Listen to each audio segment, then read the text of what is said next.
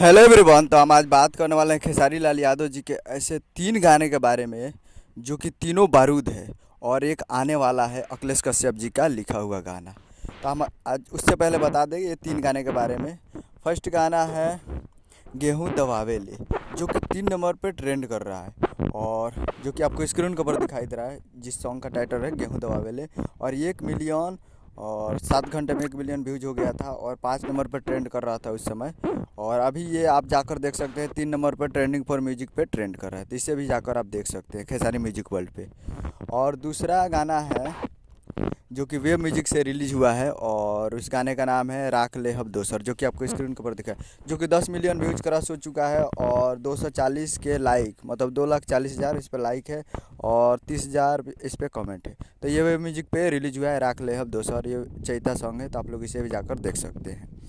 और वीडियो में है खेसारी लाल यादव जी और रानी एक्ट्रेस जी, तो आप लोग जाइए और जाकर इसे देखिए।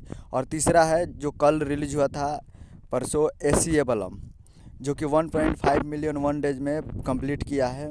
और ये रिलीज हुआ है Ananta music world Bhojpuri YouTube channel पे, तो इसे आप जाकर देख सकते हैं अनंता म्यूजिक वर्ल्ड पे। और वीडियो में है खेसारी लाल यादव जी और कोमल सिंह जी, तो इसे जाइए और देखिए। काफ़ी बवाल सॉन्ग है, मुझे तो बहुत अच्छा लगा है।